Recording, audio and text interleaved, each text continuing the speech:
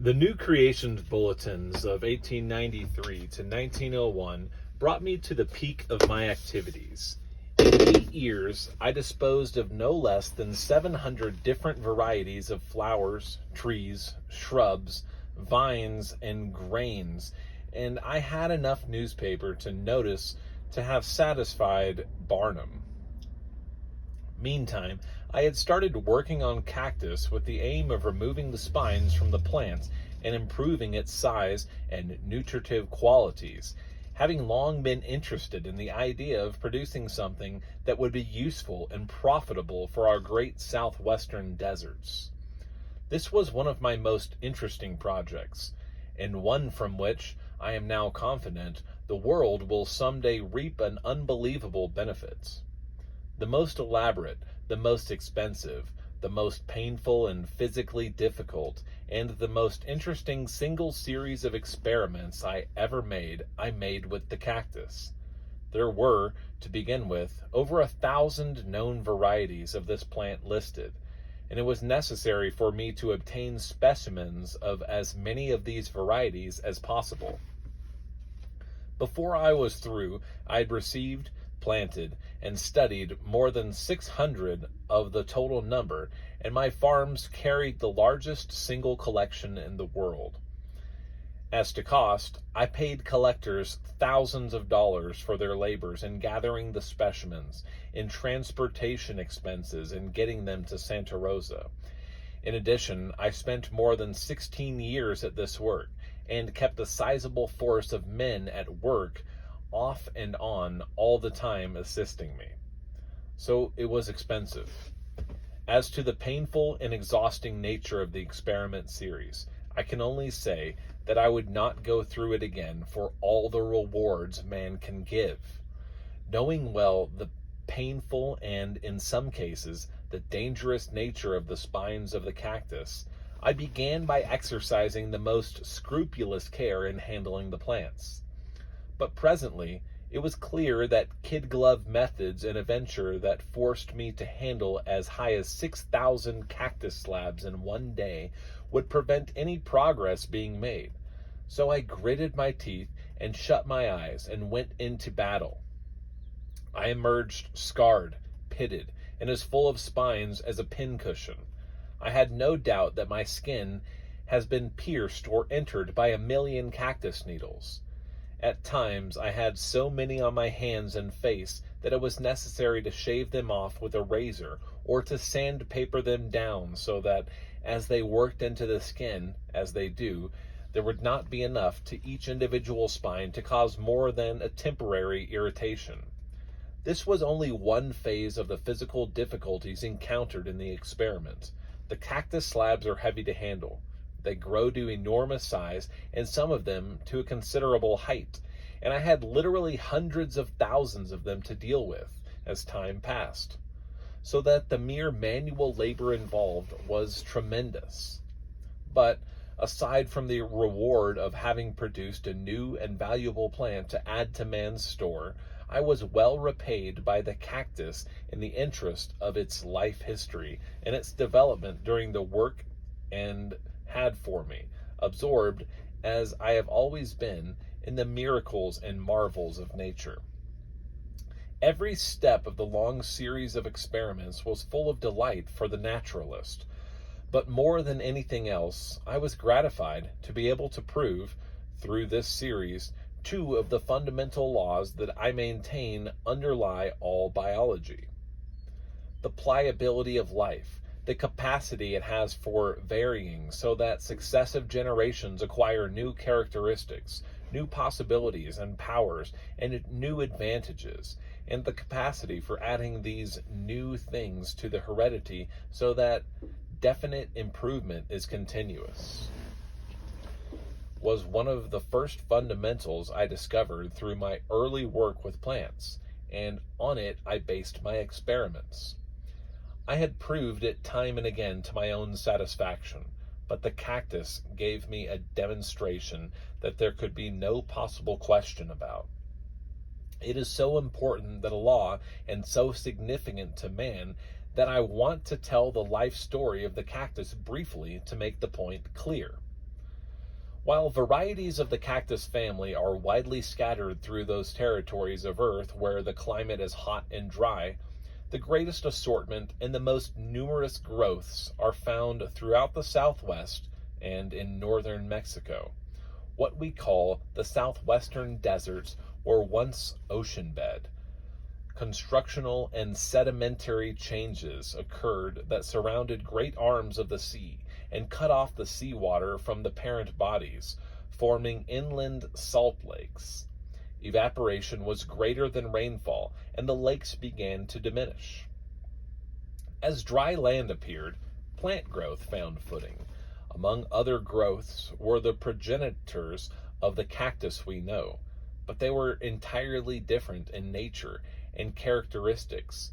Instead of great pulpy slabs, they grew small leaves from slender stems. They were smooth and harmless, and they developed small, bright-colored flowers and bore small, probably acid fruits. They were attractive to insects and animals because the cactus plant needed to advertise to ensure the dissemination of its seeds. Due to the presence still of large bodies of water, the climate was moist and warm, and the cactus flourished. But as evaporation continued to decrease the size of the inland seas, and finally to dissipate them altogether, the climate changed. The heat became more intense. Rains grew less frequent and less generous. Native plants that could not adapt themselves rapidly enough, or that did not have in their heredity the stamina to withstand the rigor of the new climate, were crowded out by the sturdy cactus, the sagebrush, the greasewood, the mesquite, the saltweed, and so on, and gradually disappeared. Now began an era of terrible trial for the plants. The change to desert, once started, was comparatively rapid. That is, instead of completely altering its nature in 50,000 years, these southwestern seabeds may have been transformed into desert in a few hundred. It was speedy traveling for plants, and only the most adaptable could keep up the pace. Not only this, but the death of other vegetation in those regions left the surviving varieties prey to all the herbivorous animals which ranged there. In self-defense, the sage became bitter, the saltweed dry and unpleasant, the mesquite like iron, and so on. The cactus, succulent, growing larger leaves as it needed to store more and more moisture, and full of sugar accumulated to carry it through hard periods of heat and the well-known bitter cold of desert Januaries, became more tempting to animals instead of less. Probably they were stripped of their leaves so often and over so long a period that they ceased to produce leaves almost altogether and grew more and more to slabs. They were robbed of their fruits, gnawed at, wounded, cut off at the base, generally so hardly treated that they were threatened with extermination. Finally, there is no doubt that a few of them, struggling to put out new leaves from a bleeding stump level with the ground, grew on that stump a small slab that carried hairs or protuberances, and these hairs in generations and generations became stiffer and hardly until they were spines. The spines grew more and more hard, sharp, tough, and plentiful. This protective armor was not developed in 100 days or 100 years or 1,000, but it was developed, definitely, for a definite purpose and with definite success. In the end, and became so modified and adapted to the purpose for which it was brought into being that the time came when a buffalo or an antelope or a rabbit could get exactly as much satisfaction out of a porcupine or a 2,000-volt electric wire. Now, how do I know that this development of the cactus spines was the result of a definite need and built up by the slow acquisition, generation after generation, of new and vital and slowly acquired characteristics? I know it and no logical mind could deny it. But how can I prove it to the satisfaction of science, which takes nothing for granted? I will give you my proof. Innumerable cactus plants exist that have no spines whatever and are as tender and succulent and attractive to animals as the desert plants. But these harmless varieties and individuals are always found growing in crevices or cracks or caves or inaccessible places where no herbivorous animal could possibly reach them. And I will give you another proof. In 16 years, by crossing cactus with few spines on cactus having spines, but possessed of desirable qualities such as great size, rapid growth, extreme succulence of leaves, and so on, I have carried the cactus back to the day when it had no spines, because it needed none, and have perfected a spineless cactus in a length of time that, compared with the period which saw the change from smooth cactus to the vicious armored variety, is but a moment. And incidentally, I want to add a remarkable fact that is both interesting and instructive in this connection. My spineless cactus slabs, when very young and tender, have growths on them that are plainly vestigial leaves, that is, structures with all the qualities and characteristics of leaves, as in the original cactus of prehistoric times, but that slough off soon because the leaf-bearing habit is not now more than dimly on the heredity of the plant. These vestigial reminders or remains of real leaves could be developed by selection and proper cultivation back into actual leaves, so that the cactus could be made to compete its round trip from the first condition through its condition of an armored desert plant and back to its first form once more. There is something more you will not find in the textbooks, and it knocks a lot of so-called scientific theories into a cocked hat. The other fundamental I have demonstrated conclusively with the cactus is more original with me and more important to my work, because it was not necessary for me to prove that heredity is the sum of all environments. I know it from the beginning, since I first read it in Darwin, who believed it from the first to the end of his remarkable life. And it was just as much a fact to me as the plant life takes its force from the sun, and that all other life owes its existence to plants, if you look far enough.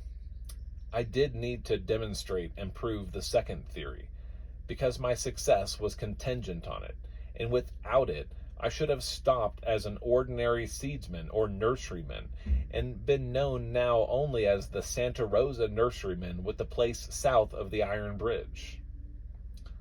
The second fundamental law is that adaptability, the power to vary to its own advantage in a plant, just as in a worm or a wolf or a man, depends on its history, its heredity, and is greater as vicissitudes and perils and struggles have been greater in the past.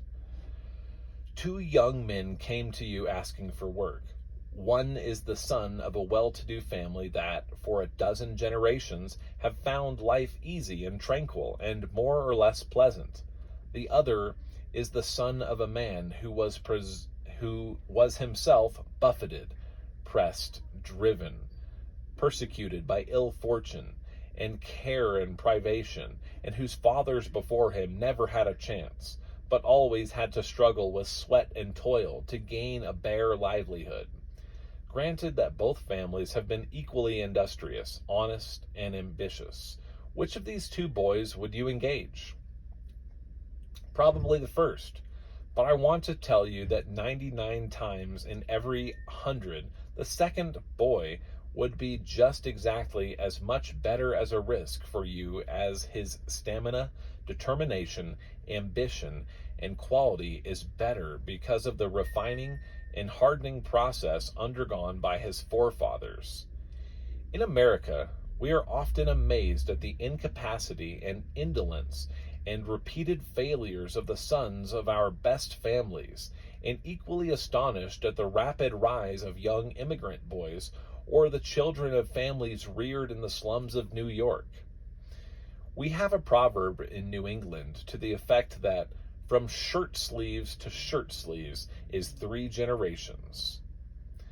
That the children of the men whose fathers sweated to gain wealth and who themselves have spent their lives dissipating those hard-earned fortunes will have to return to shirt sleeves before they die. What is behind the proverb? A vague recognition of the law that it takes many generations to produce the fiber that can make and stand success. You believe, perhaps, that you can think of cases that disprove this. Very well. Take 2 of the best known New York families, without naming names. One earned the money by hard and difficult, untiring labor, and the sons and daughters inherited the desire to go on working hard. That family is clean, free from taint, industrious, and highly successful. But the other family I have in mind merely inherited wealth that came from the great multiplying of real estate values, and its children for 2 or 3 generations have been wasters, prodigals, notorious, and gradually losing everything in life except what can be bought and paid for in hard cash. On the other hand, take the converse of the proposition and consider 2 other cases. Here's a boy whose father came of a long line of hard-working and very poor Dutch farmers and laborers. They knew nothing through a dozen generations but hardship, work, and privation. When the boy came to this country at 12 years of age, or such a matter, he set out to seize the opportunities that opened before his amazed eyes at every turn. He educated himself, worked, learned, kept himself decent, adapted himself to his new environment, and began to go ahead. The sterling qualities that had been impressed on him by repetition of trial and difficulty and poverty through many generations of Dutchmen suddenly emerged in him, and he became one of the 3 or 4 greatest editors and most successful Americans of our times. Opposed to him, take the sons of the poor white trash of the southern mountains.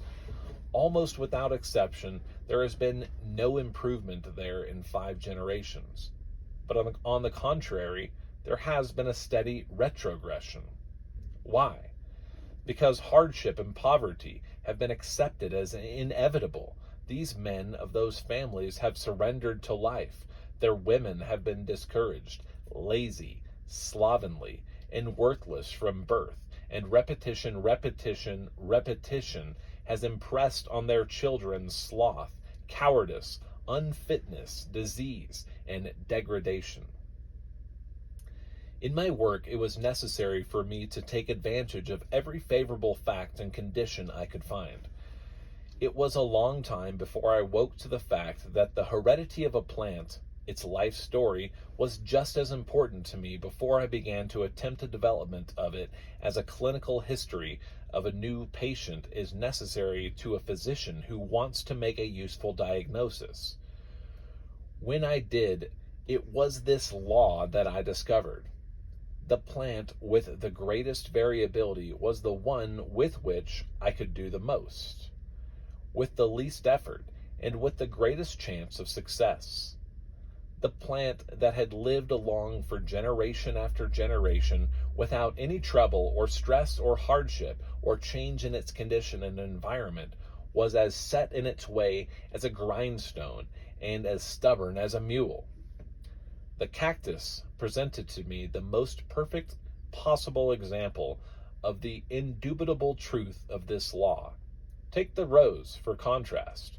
For 1,000 years, probably, men have trained and cultivated rose bushes, giving them care, good soil, plenty of water, and tending, the most favorable spots in the garden, and the most jealous watching to protect them from enemies of every kind. The result is that the rose must have some sort of care continued, or it will die as sure as moonrise. The nearer the rose is to the wild state, the hardier it is, the more refined and high-bred and aristocratic, the more you have to sit up nights with it and give it a flannel overcoat and keep the aphis out of its hair. It has been bred to have nursing and attention, and so it simply lies down and quits if it does not receive it.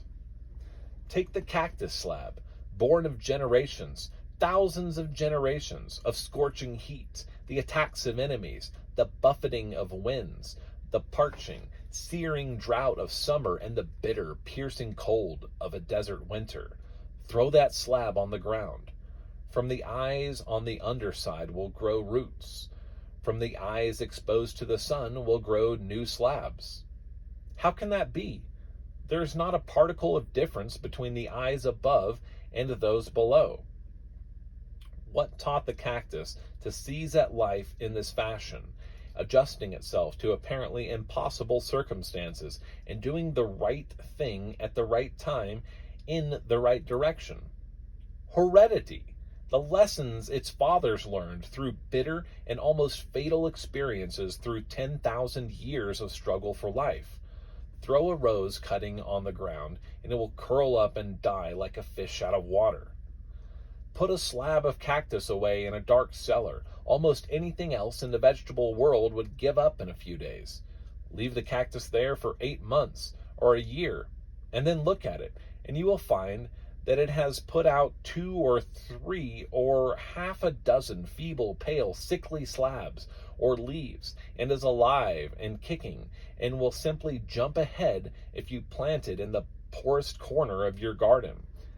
I hung a cactus plant in a tree, head down, for 4 years once, and when I planted it, it started to grow within 10 days.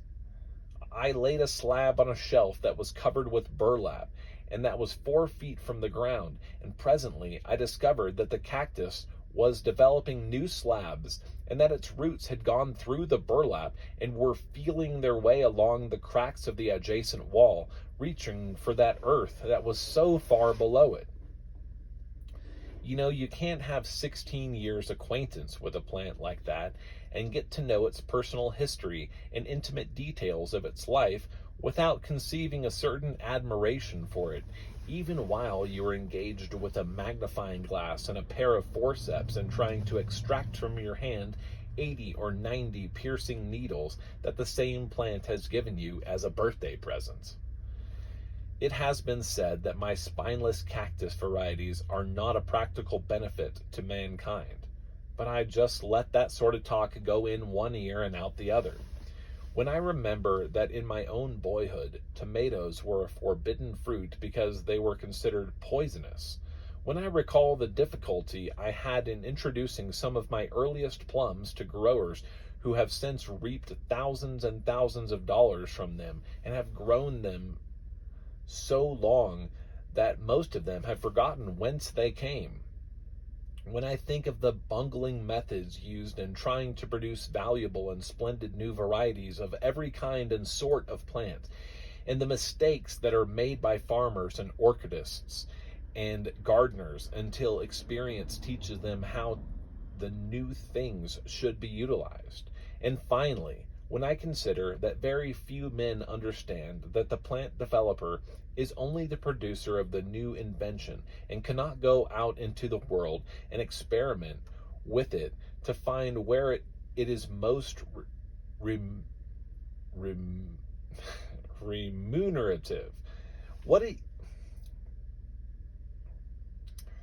And cannot go out into the world and experiment with it to find where it is most remunerative.